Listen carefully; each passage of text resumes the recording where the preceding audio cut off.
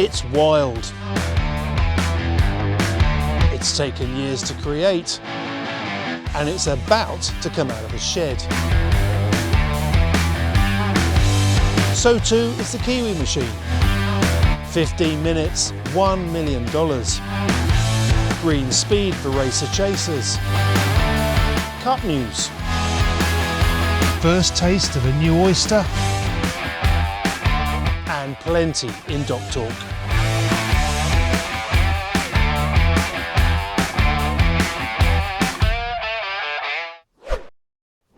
In the previous episode of OnCourse, we looked at speed and how 3 teams are working to set new world records. 2 on the water and 1 on land.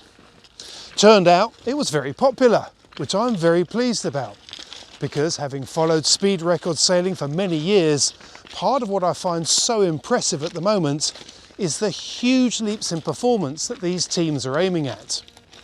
Both the SP80 and Sirocco campaigns aren't just looking to nudge the record up by a knot or 2, both have set their objectives at smashing the current record of just over 65 knots and are focused on 80 knots.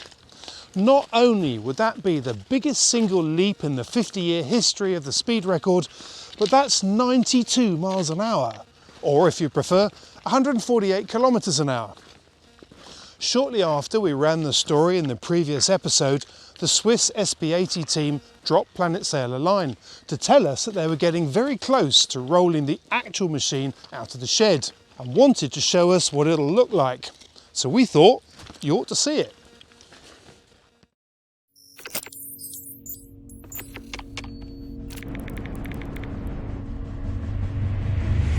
Notre bateau pour le record du monde de vitesse à la voile, il est unique. C'est quelque chose qu'on n'a jamais vu auparavant. Depuis le concept initial, notre design il a beaucoup évolué.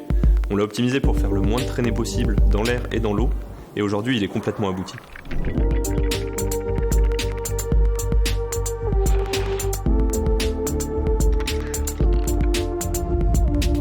Notre bateau il fait 10 mètres de long par 7 mètres de large et depuis le début la philosophie c'était d'avoir un bateau très stable, donc assez naturellement on a décidé de faire un bateau qui ne vole pas.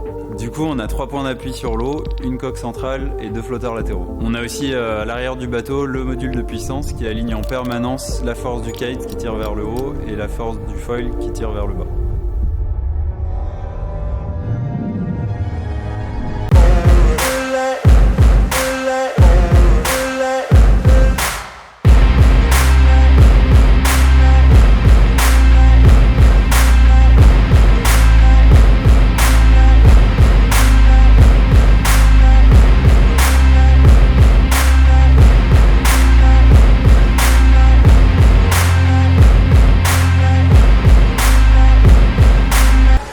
À côté du bateau, on développe aussi l'aile de kite qui sera plus puissante qu'un gréement classique. Et pour le record, on aura plusieurs tailles d'ailes, entre 25 et 40 mètres carrés pour s'adapter aux différentes conditions. Une grande nouveauté dans le bateau, c'est l'intégration d'un 2e pilote dans le cockpit. On sera donc maintenant 2 à bord. Mon copilote à l'arrière qui s'occupera du contrôle de l'aile de kite pendant que moi je dirigerai le bateau. Question sécurité, le cockpit est renforcé avec de la fibre de Kevlar et a été calculé pour éviter des décélérations jusqu'à 50 G. À l'intérieur, on sera attaché avec des harnais 6 points, on aura aussi des casques et des masques oxygène en cas de problème.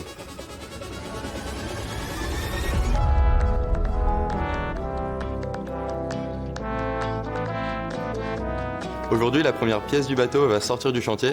C'est la coque centrale avec le cockpit que l'on va bientôt recevoir en Suisse dans notre atelier. La réalisation de cette première pièce, c'est une vraie concrétisation pour toute l'équipe, une super étape de franchie et forcément une grande satisfaction et qui nous rapproche un peu plus du record. Aujourd'hui, on lance notre dernière campagne de financement pour pouvoir mettre le bateau à l'eau fin 2022 et l'objectif c'est d'aller dans le sud de la France en 2023 pour s'attaquer au record.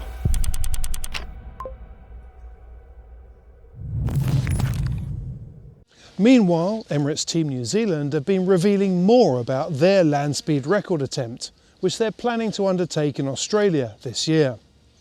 And if you're wondering why a team that should be focused on defending the next America's Cup is messing about on land, their inside story on designing and building the wing gives some clues. Relative to that spot, so again, we want some objective clips onto the spar that Emirates Team New Zealand and Southern Spars, the relationship goes back numerous America's Cup campaigns. In 2017 in our Cup campaign there, where they pulled out all stops to help us actually build our AC50, was an amazing job they did, and it just cemented the relationship we've had. So now ultimately they've taken on the wing for the land speed project, and things are going really well. The guys are hitting some really strict time lines with the build project. So in a few weeks we'll hopefully see the whole project coming together. Southern's doing the wing is a massive one for us. We've had a very good relationship with New Zealand for a long time now. So when Glenn and the team got involved in this, we saw it as a real opportunity because it's something that we are really passionate about. It's composite, it's high tech, it's pushing the boundaries. It suits everything we do in here. A lot of the parts in the wings last time were very similar to what we're doing now. We've seen with the catamarans in the past, a fixed wing is such a more powerful component than a soft sail in a standard rig configuration. So that's part of the design for this land vessel. Because of the speed it's going, actually requires quite a small area of sail relative to the craft. It's pretty important for our team to be involved in things like that, and they just thrive on that high-tech stuff, and especially when you've got something in your sights like a world speed record to beat. That gets them really excited. Our testing program and ultimately sailing for the record will happen in the middle of the year. So being able to partner with Southern and link in with our in-house build program, it's the only way the project's going to come together. But we actually know we've got a partner we trust 100%.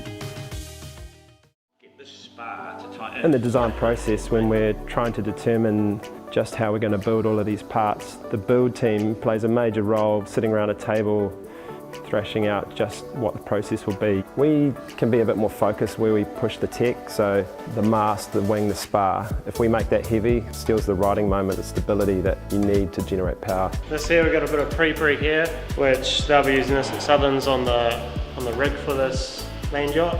We'd usually use this because you get perfect resin ratios out of it.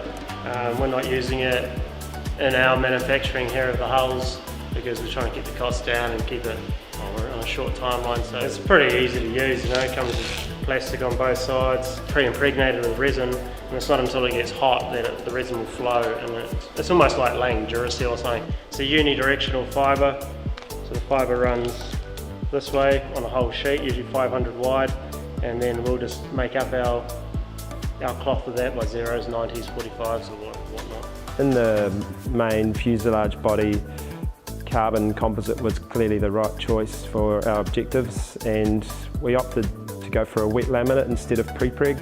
We could afford to take a smaller weight hit to be able to save money and time. What we've got here is our dry fibre, which we have been using typically on the land yacht for pretty much everything in the yard here. We have a pretty good indication of our resin to cloth ratio. The drier the better, because otherwise it just gets weaker, more resin. It moulds into shapes really nicely. It's just more user friendly, and it'd take a quarter of the time to lay up a shell out of this as it would pre-preg. So when you're looking at wet laminate, within that you can infuse the carbon or you can hand laminate it and pull a vacuum over it. Using infusion is always really tempting when you're sitting around the table. It really is the devil in the detail, and having that large knowledge of how to carefully set up the whole process. We're trying to apply it to one-off parts, so you've got to be pretty good at it to get it right first time. It's a bit of a dark art, infusion. It can go wrong, and it can seriously go wrong, but the processes that we've been working on over the last 15 years or so, there's definitely benefits in having things infused. It is a heavier way of laminating. Something like this for the land speed record, where weight's not a massive issue, you can infuse a lot of these more complicated, heavier laminate parts. It's nice to have a real depth of experience within our build team, so we can draw upon all forms of manufacture. We really can pick the process that best suits the part. Just a quick summary really on all those components. So basically everything in-house, we're on schedule. We've got a couple of short weeks coming up, which is a little bit of a hard one, and I've allowed 4 weeks of trialling in Auckland and then a pack up, and then trying to link in with the shipping program. We've got 5 weeks. They've told us 3.5, but we've got 5 weeks in there. So that puts us in Aussie in the second week of July assembling. Right. Okay. When do you tune up? Probably the last week of this month. The borders are finally open, and to be finally able to come back over is absolutely fantastic. So to be there for the final cockpit fit out and the final assembly, it's super exciting, and then obviously do some testing through early to mid-May. So the boat building guys have done an absolutely marvellous job with the construction over the past couple of months, and obviously the big effort put into the design previous to that. They've done an amazing job to get through what they have in such a short period of time. There's hundreds and hundreds of components that have been machined and then laminated, and all that's got to come together right at that final time to eventually get on the land. So once we've done the testing, it'll be pretty much boxing everything up and getting it into containers and then shipping it across to Australia to be trucked out to the venue and get set up in the Australian desert. Lake Gardner as a venue normally is a dry salt lake. At the moment it's a wet salt lake, so we've got actually another few weeks of drying out to be done. There's still about 6 inches of water in the actual lake itself. Having said that though, they're getting 32 to 34 degree days over there and good breeze at the moment, so that evaporation is happening very quickly. Hopefully that will leave us a beautiful surface once it does dry out, and make for a very fast and flat runway for us when we get there.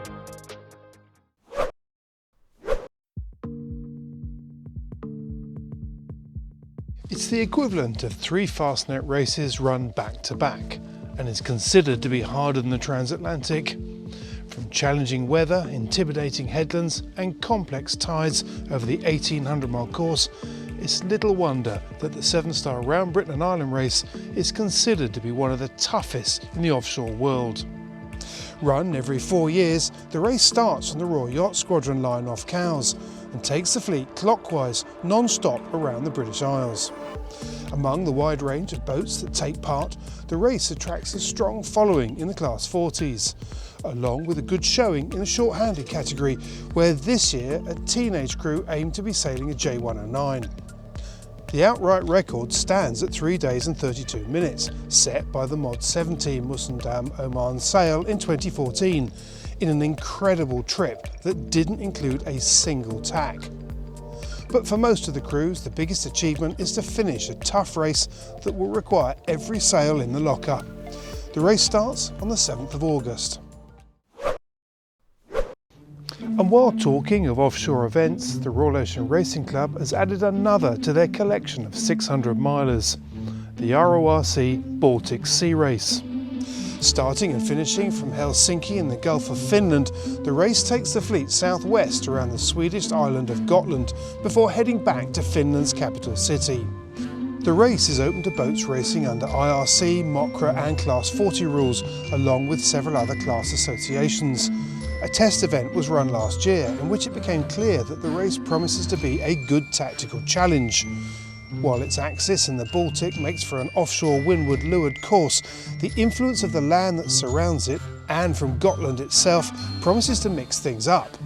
And if there's one thing that's been learned from the Caribbean 600 and the Fastnet, tactically demanding races that keep crews on their toes make for exciting and popular races. But this one has an extra element. It never gets properly dark.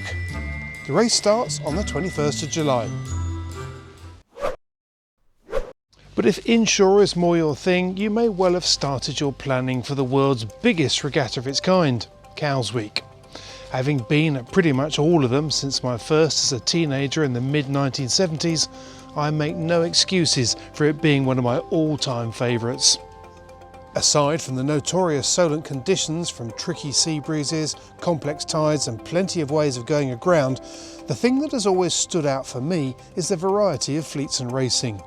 From the IRC and cruiser classes in Black Group to the huge range of day boats in White Group, spread between the classic XODs and the modern J70s, the combined Cowes Week fleet is around 600 boats and 5,000 sailors.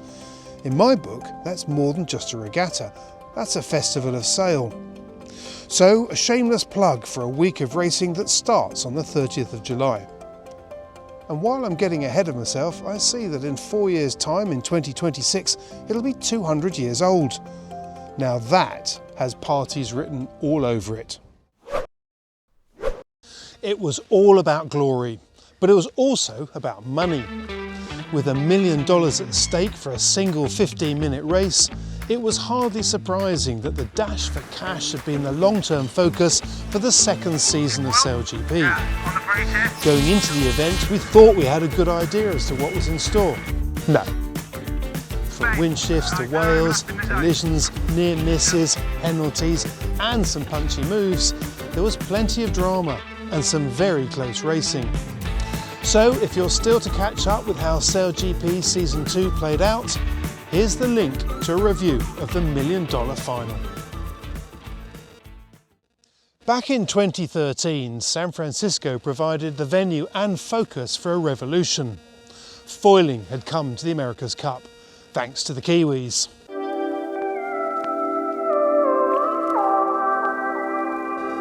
Yet, despite leading the foiling agenda, Emirates Team New Zealand saw victories slip through their fingers. But a great deal of water has passed over the foils since then.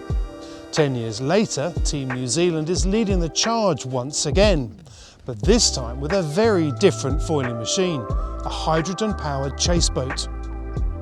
In drawing up the protocol for the next event with the British Challenger of Record, both parties were keen to make this a requirement for all teams.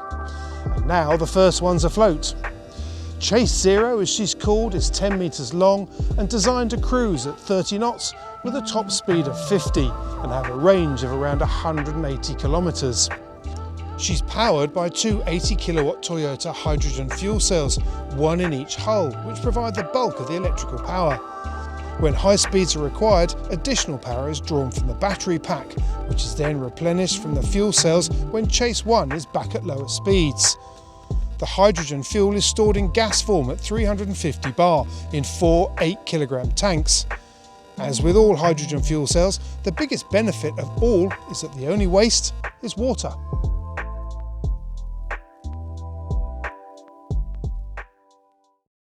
So there's plenty going on behind the scenes. But of course the big news that broke a little while ago was the announcement of the venue for the next America's Cup, Barcelona in 2024. Due to take place shortly after the Olympics, it's going to be a busy year. And while plenty are excited, the response in New Zealand has been one of dismay, even outrage for some. And it's easy to see why. The country has spent a great deal on cup campaigns. But the bottom line seems to be that raising enough money to host the event on home waters is currently not possible. I spoke recently to team boss Grant Dalton, who not only confirmed how it hadn't been possible to raise sufficient money to host the event and run a team, but also dismissed the idea of a home advantage. It's an interesting point.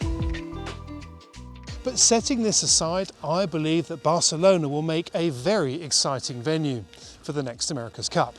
And in the piece we ran, I explain why. The link's above. Meanwhile, there's been exciting news on the team front too, with the possibility of another challenger on the verge of stepping into the ring. This time it's K Challenge, a French team led by Stefan Candler. And if that name rings a bell, you'll be remembering 2004, when Candler's team were challengers in Valencia before becoming Arriva Challenge. As yet, there's no official French entry, but Candler revealed his desire to take part on his Facebook page shortly after Barcelona had been announced. And if he does enter, that would bring the list of challengers to 5. And we've still got a few months to go before the entry deadline of the end of July. And after that, the first of the new AC41 designs should be afloat. The next Foiling Cup might be 2 years away, but the time's gonna fly too.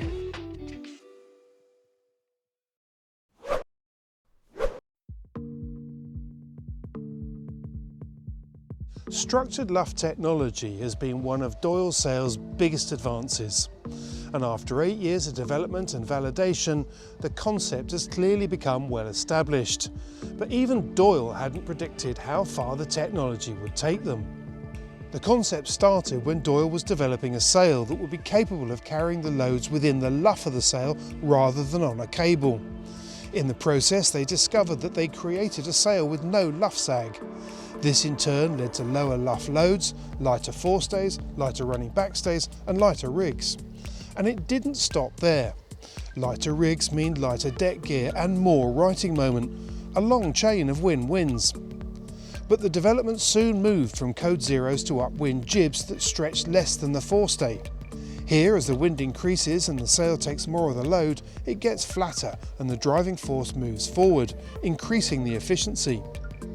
Varying the load between the forestay and the jib cunningham also allows an impressive range of control over the sail, all of which has raised the bar significantly.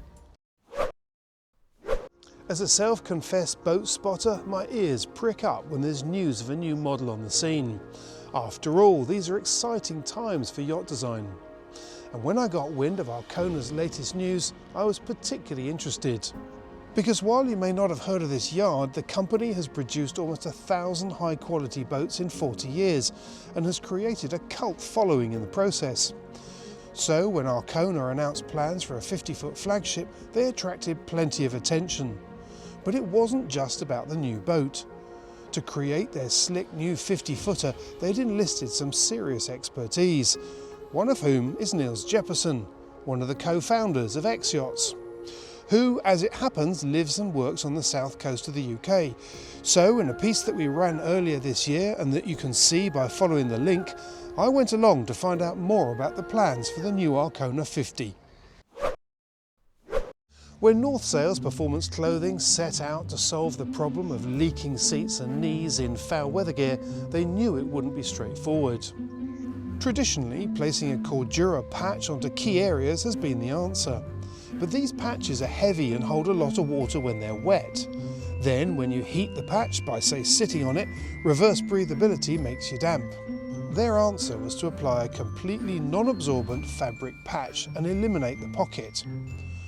After a long search and detailed development, they're tight-lipped about the specific material, but they've given the laminate they created a name, 4DL. The result are patches that don't take on any water at all. And after more than a year of testing in some grueling conditions, 4DL is getting the thumbs up from some of the world's top sailors, none of whom have a wet backside. If you wanted to get a good close-up look of two of the most eagerly awaited blue water cruisers to hit the water, you wouldn't necessarily think of coming here, to central London. But for a few days in the middle of spring, that was exactly where you needed to come. Why? Because the London Luxury Show was taking place at St Catherine Dock, right alongside Tower Bridge. So I fired up the Planet Sail Northern Hemisphere company vehicle, jumped across it and came up to town to have a look. The first of the two boats I'd come to see was the Halberg Rassie 57. She was actually originally launched in 2019, but the global pandemic meant that apart from a couple of boat shows, she never really got the attention she deserves. But if you head to the Boats Kit and Comments playlist, you'll find the feature in which I talked to UK agent Jeremy Mason about what makes this new model special. Now, the other boat I've come to see is this one, the Oyster 495. I'm particularly interested to see this boat. There's been an awful lot said about this boat in the build-up to it, and I've come to meet Paul Adamson from Oyster. Paul, you can feel there's a buzz here already, isn't there? Oh, completely. We're just so delighted to have her on the water now. She's been in concept for a number of years, and what's amazing is we can see everything that we've thought about, all the little details have come to life, and she's here, and she's on the water, and she's a dream. Yeah, it does look really nice. It's interesting, actually. It struck me when I turned up that sort of in the days of, in an age of sort of very sophisticated renderings and all the modelling we can do, it sort of almost felt like there might not be something to see that we'd seen it all before, but it's not the case, is it? When you see her in the flesh. Yeah, no, nothing beats actually coming and touching her and really seeing her and grabbing the helm and seeing the quality of the craftsmanship and all of that. So yeah, for sure. Renders go so far, but you've got to ultimately get on board and feel what she's like. It's interesting because she's parked just alongside the 595, which you and I went and did that sail on, and she's a lovely boat as well. And each iteration of Oyster seems to get just that little bit more modern, and it's very noticeable with this boat. She's so sleek. She just looks slightly lower profile in the sort of coach roof, much cleaner decks or slightly cleaner decks. The whole thing just looks sleeker and more modern. That's right, and you know, we're big believers in, you know, that we must keep innovating and evolving the yachts, gently evolving the yachts. That actually, because a core part of Oyster is trust within the yacht, and reliability is really important to us. And so you can evolve too quick, but actually keeping that gentle evolution in terms of learning what we've learned from all of our bigger sisters and all of the Oyster yachts that have gone before, and then putting new touches into this yacht and slightly different styling, slightly different things, and things that maybe we thought about for years, but now is available in a modern technical world and things like that. So yeah, you'll see that this is really the next generation of Oyster yachts beginning to come through. So very exciting, and we've put a great suite of sails on board as well. And all I can say, Matt, is there is no sailor in this world who wouldn't enjoy taking this boat to weather, sheeting her in. She's got the tweak in her, she's got everything you want, yet she's a really well managed yacht. So you can sail her anywhere in the world, she'll look after you, and she's got that quality and craftsmanship that every Oyster has. Well, of course, you've just set it up for us having to go off and do that. Obviously, we can't do that right now. We can't do that right now, but we are going to do it very, very soon. We are indeed. In the meantime, can we have, before the crowds of people climb aboard your beautiful boat, can we go and have a quick look? Yeah, sure. Let's go and have a look. Let's go and do it. All right. Well, here we are on board the 495. She's amazing, huh? Yeah. And you look at the feeling of space that you get, and we've really maximised the space in the saloon here, and we've added to that by pouring huge amounts of natural light down through, Oyster's signature wraparound deck saloon windows here, which of course are opening, so that's perfect for natural ventilation. And when you're anchored in the Caribbean, you just pop that up and the wind comes straight through the boat, which is a really nice feature. But also space. I mean, you can see here I've got a large wraparound settee here. On the other side we've got the same thing. This table here, as an option, can be dropped down into a daybed, and so you push a button and the table drops. There's a cushion that goes on the top there, and on this side a TV pops up and you can sit and catch your favourite movie. Now, one of the ingenious things about this boat is the layout, and really deciding to go for this U-shaped galley here really opens the saloon up. So actually you can be here, you can be making your evening meal on board, and you can be chatting to your friends on board. And again, we've tried to keep the boat really open plan. So you can see by having the U-shaped galley here, that of course got all your mod cons on that you'd expect to find on our bigger boats, like refrigeration, dishwasher, microwave, etc., all that stuff. On this side, what it does, the access, is we've got the chart table here, again, all open, giving you that feeling of space. And then moving further back, we've got a freezer in here. We've got a handy washer dryer tucked away in here, and some storage space. But what it does is it gives you huge amounts of access into the engineering space on board. And so if I pop this door open here, you can see straight away, and this one here, and then the other one, you've got access straight into the engine space. So really easy for servicing and maintenance and keeping everything on board in tip-top condition. It is huge, isn't it? It is loads huge. of space. I mean, you could get in there. You can get in there. I have been in there myself, cleaning it out. So yeah, you can. So that gives you this amazing space, which of course, as a blue water yacht, is very important, because we understand that people will live on these boats for a long period of time, and part of that, of course, is maintenance on board. And so being able to get in there and easily get to equipment on board makes your life much easier when you're running the yacht. And then the pièce de résistance, come back into the master cabin on the 495. And as you can see, like every Oyster, huge full width master cabin. You've got your triple seascape windows, both on the port and starboard side, pour huge amounts of natural light into the cabin. And it maximises the feeling of space as well. So you can sit up in the morning with a cup of tea and look out at a Caribbean sunrise. One of the clever things we've done is, when you go into the head seat, you'll see we've managed to tuck the shower in just on the other side of the engine room. So that's allowed us to have that layout. So a nice load of space in there to have your morning shower on board. So if we move through here, then what you'll find here, navigation station, you've got all your mod cons here. And then as we go forward, you've got, this beautiful saloon to entertain in, but forward again, you've got your forward guest cabin. Like on her bigger sisters, nice big double island berth in here, all the mod cons, and the Oyster Skyscape window as well, and large hull ports, again to get large amounts of light into the cabin, making it feel nice and light and airy. It's also ample stowage in here to stow all your things when you're sailing offshore. Incredible headroom. Yeah, and the headroom, of course, comes from that reverse shear that we spoke about. So that's what it gives you. It gives you that because it's allowed us to hold the freeboard up and then drop the freeboard down around where the capture, where the chain plates are.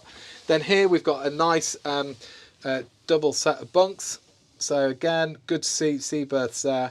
So she can comfortably sleep 6 on board if you wanted to. Here's your forward heads. Again, loads of space. And round into the shower as well. Again here, cockpit space. We've managed to get this really nice cockpit space here. Plenty of room to sit down. You've got your chilled champagne in the fridge here.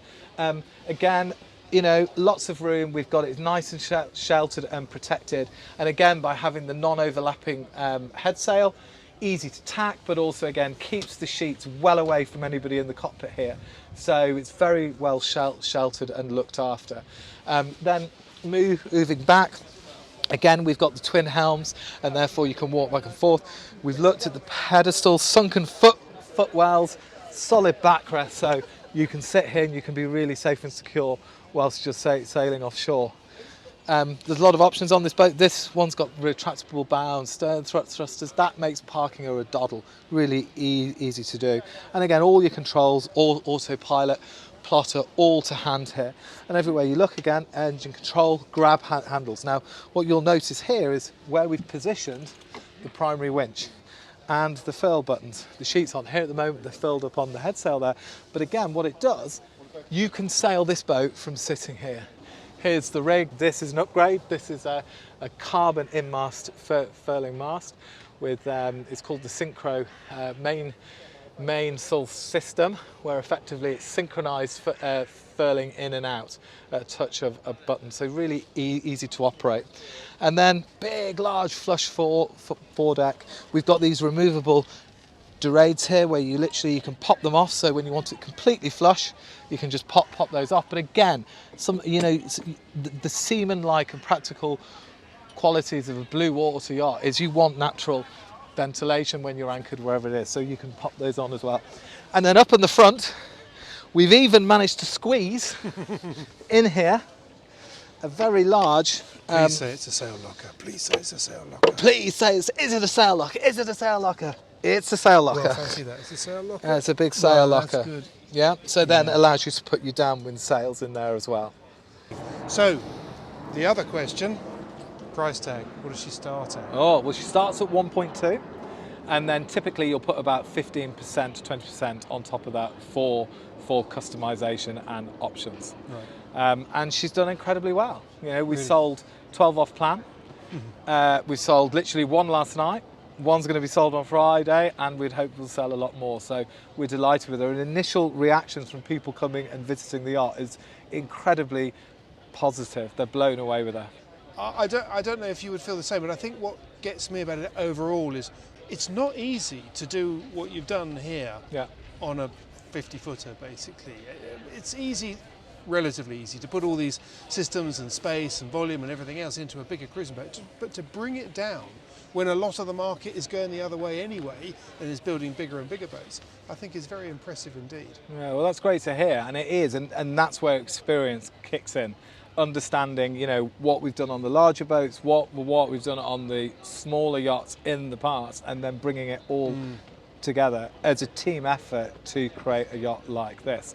And it's not easy, and sometimes you have to, make different decisions and work it out, and there's different parts, especially with the Oyster DNA of craftsmanship, reliability, quality, all those things. It's really important for us because we know that this yacht will spend long times at sea and also probably visit some of the most remote places on the planet, and so she needs to look after the people that are sailing her and be a pleasure to sail at the same time.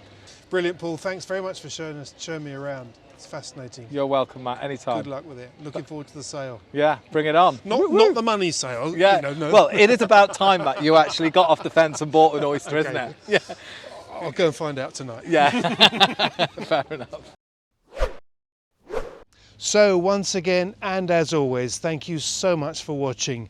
Once again, a big thanks to our sponsors and partners, and if you'd like to join them, we'd love to have you aboard. Meanwhile, if you haven't already subscribed, please do. It's free and it makes a big difference to spreading the word. And by the way, we've now got a Planet Sail website up and running, where you can see the latest features as well as links to my blog. And finally, please do keep letting us know what you think. We love hearing from you. In the meantime, stay safe, stay well. Until next time.